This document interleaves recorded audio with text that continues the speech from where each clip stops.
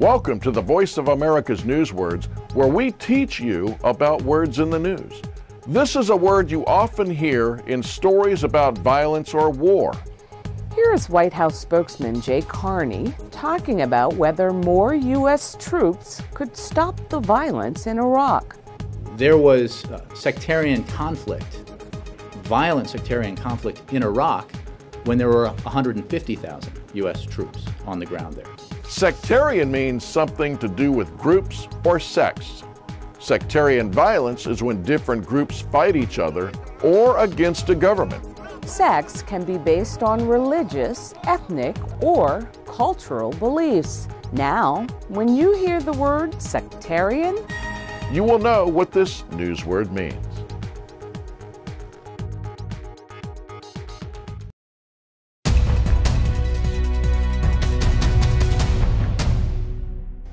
Welcome to Voice of America's News Words. Here's a word you might have heard. Surveillance. It's in a story about U.S. government intelligence agencies watching Americans' telephone and internet records. President Obama put forward his defense of the secret surveillance programs when asked by a reporter during a healthcare event in California. Surveillance means to watch or follow someone or something closely. Usually it's done secretly. U.S. intelligence groups say gathering telephone and internet records helps prevent terrorism. Now, when you hear the word surveillance, your English will be good enough to know what this news word means.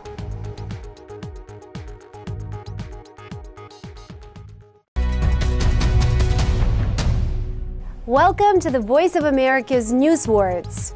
This word has to do with talking. Listen to U.S. Vice President Joe Biden speaking at an American-Chinese conference.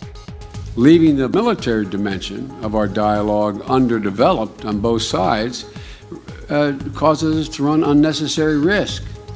So I welcomed yesterday the round of strategic security dialogue and the enhanced dialogue between our senior military leaders. A dialogue is when people speak with one another.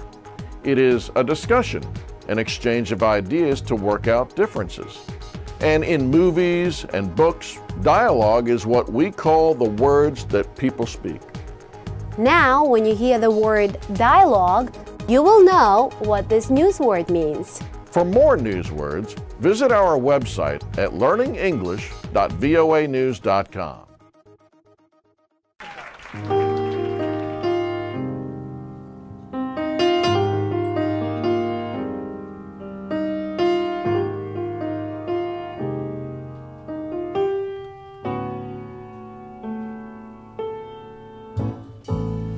My grandfather, one of them died went through the First World War, the second one died in the Second World War. I joined the military in 1982 and served up until after I was working in NORAD on September 11th, 2001.